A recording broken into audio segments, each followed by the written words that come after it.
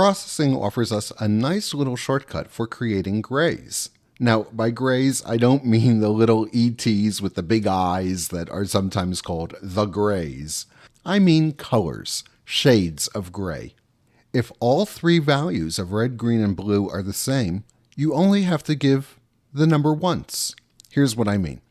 Suppose that you're calling fill to set the fill color of a circle or square or some other object, and you want to give it the color 75, 75, 75. Well, if that's the case, all you have to do is give a single 75, and then we'll sort of get rid of the white space. If you say fill 75, that's exactly the same as saying fill 75, 75, 75. You just only have to type the number once. So let's actually see this.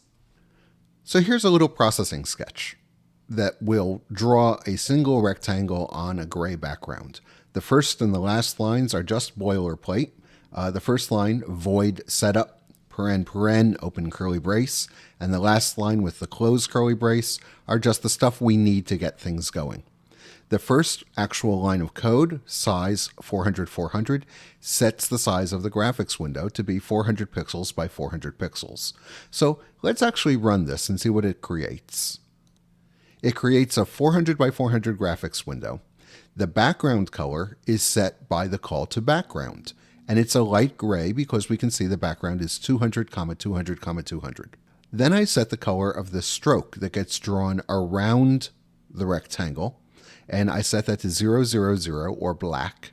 And then I set the fill color for the inside of the rectangle to 100, 100, 100, which is kind of a dark gray, and we can see that's just what we get.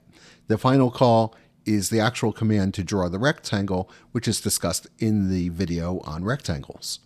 So let's go ahead and simplify this by noticing that all three color commands are creating shades of gray.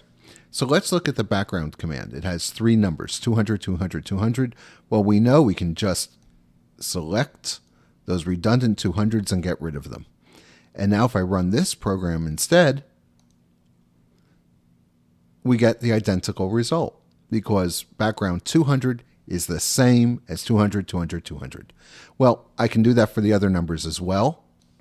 I'll change the stroke and the fill and run the program again. So what's the advantage of this? Well, it's a little easier to type, and it's a little bit more obvious that we're going to always get a shade of gray, but it also means we only have to change one color if we want to change our gray values. So I'll tell you what, let's make the background a dark color, like 50, a dark gray. Let's make the stroke pure white, and let's set the fill to a moderately bright gray, which is actually the background we're looking at now. I'll hit the run button to run the program again, and there we are.